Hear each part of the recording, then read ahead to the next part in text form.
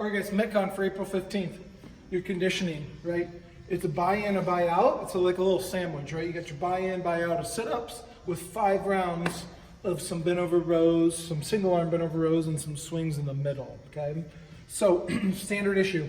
Now, my suggestion with kind of looking at the week as a whole, I would keep these body weight, right? So don't worry about RX plus in these sit-ups and using any weight, right?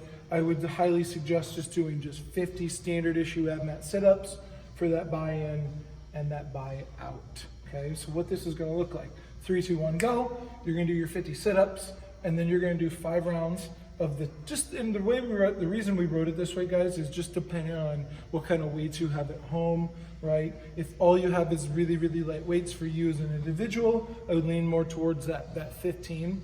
And then if maybe I got a couple options, I maybe would suggest going the heavier route and just doing 10, okay? So you're gonna do 10 to 15 reps on your right arm, 10 to 15 reps on your left arm. That is a single arm variation. And then you're gonna do 15 swings. Yes, that would typically in normal class, that would be written as kettlebell swings, but we just wrote it as swings just to cover kind of all options of a backpack, dumbbell, kettlebell, whatever you got, okay? Let's go through some of these movements, okay? So on the standard issue sit-up, like I said, just keep these body weight, just an old school ab mat sit-up, just like the workout Annie, but Train's gonna touch his hands to the floor. I like to kind of describe this as touch your toes, right? Technically, that isn't part of the movement, but what is part of the movement is sitting up all the way vertical, okay?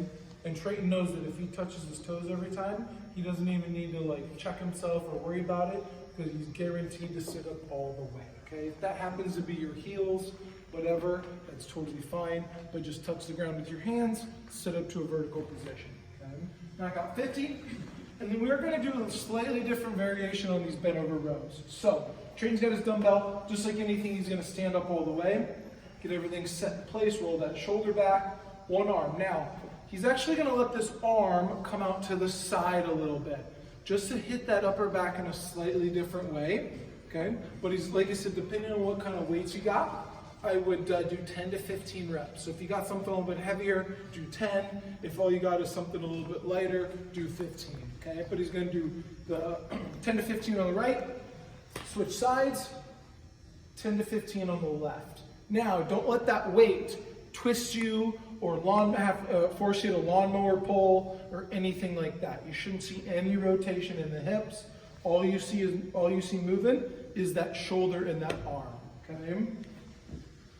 Do your right arm, do your left arm, and then you're gonna do 15 swings.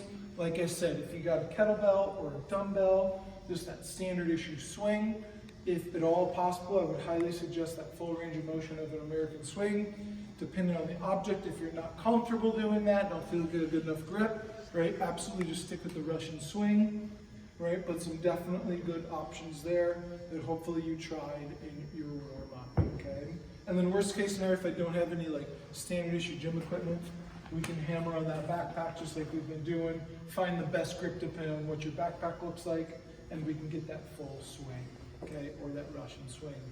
And then don't forget, you are gonna finish with the same 50 sit-ups that we started the workout with, and then we'll be able to call it a day. Absolutely. Any questions? Let me know.